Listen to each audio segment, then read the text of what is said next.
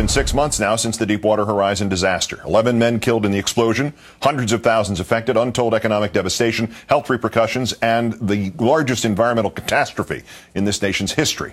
So what have we learned? In our fourth story tonight, not much, as the government lifts its ban on deepwater drilling ahead of schedule and ahead of the report pinpointing exactly what went wrong and why. Today, the Joint Investigation Team announcing that report will be postponed until March. Bob Kavnar joins me in a moment.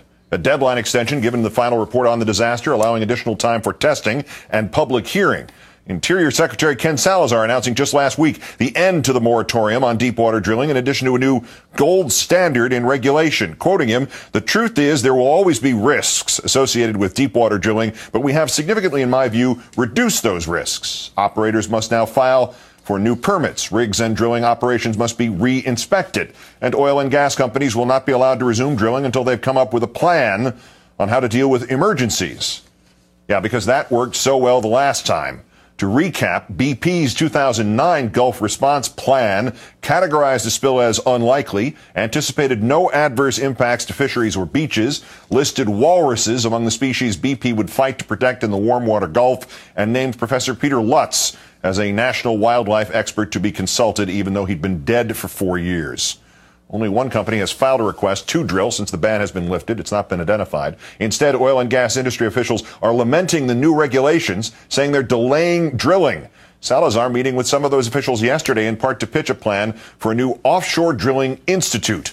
Ideally, the consortium would allow government, industry, environmentalists, and academics to all work together to advance drilling technology and promote safer techniques. The industry does not seem to be buying it, however. Jim No, the vice president of Hercules Offshore, telling the Houston Chronicle it's just another way for government to stand in the way of drilling.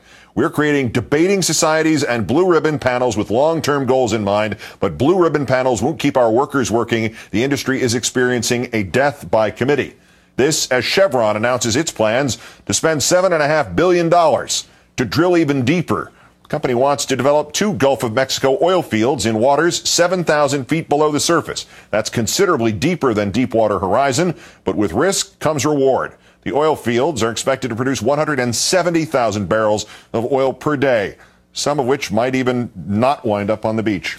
Joining me now as promised, oil and gas industry expert, Huffington Post contributor, author of the new book, Disaster on the Horizon, High Stakes, High Risks, and the Story Behind the Deepwater Well Blowout, Bob Kavnar. It's good to see you, Bob. Good to see you too, Keith. Why even impose the moratorium that's just ended if there were not major changes in regulation planned? You know, Keith, the biggest problem here is that the Obama administration's been on its heels almost from the very first hour. If you'll recall, they didn't even actually respond to the blowout, understanding how bad it was, for almost a week. And I think they were just trying to scramble to get something done. They stopped all drilling to begin with, and then just left the deep water shut down while they allowed the shallow water to go forward. You wrote in the book, they, referring to BP and all the other companies that drill in the deep water, assert in every permit filing that they're able to deal with both potential blowouts and ensuing spills that may occur, claiming that minimal environmental damage would result. Nothing could be further from the truth. How will we know these new contingency plans will not just be another cut and paste job that lists dead scientists and walruses? Is the only verification one way or the other the next disaster? I'm afraid so. The problem here is that over the first few wells, the first few years of under these new regulations, they'll be paying very close attention. But just like the Valdez, after several years, it'll just be more cut and paste, more just more paperwork on paperwork. I'm afraid they're not going to actually change what they're actually doing in the Gulf. What happened to the idea that, like Canada, we should have the emergency wells in place before any further drilling would be permitted? You know, the problem with having a standby well is that it actually doubles the risk of blowout, because that well's drilling in the same environment as the first well.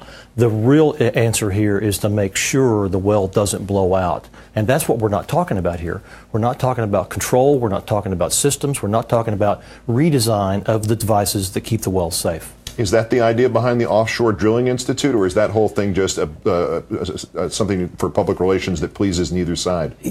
I think answer B. It's just one of those things that I think everybody talking is going to help. It certainly can't hurt. But remember, the industry is going to fight anything that costs more money. And so there's going to be a lot of talking, a lot of discussion, but I'm not sure it's going to translate to any action. Ken Salazar told Bloomberg News today his job is safe.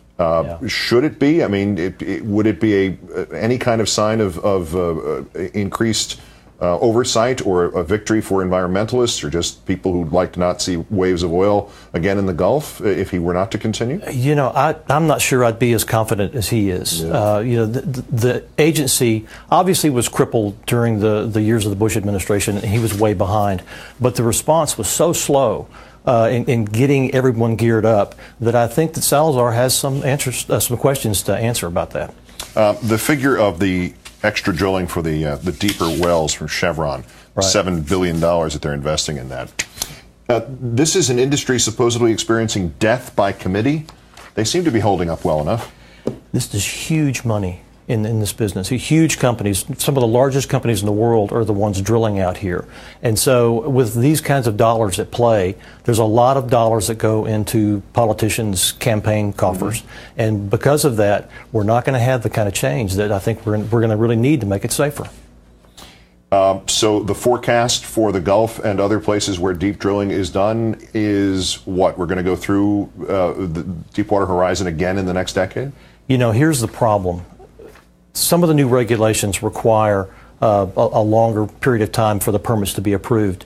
That requires congressional action. The Interior just can't do that. So I think what's going to happen is nothing is going to happen to a lot of these rules. They're going to go back to drilling, and then we're going to be at risk for it happening again. Bob Kavnar, the new book is Disaster on the Horizon. Couldn't recommend it more. Thanks for coming in, Bob. Thank you, Keith.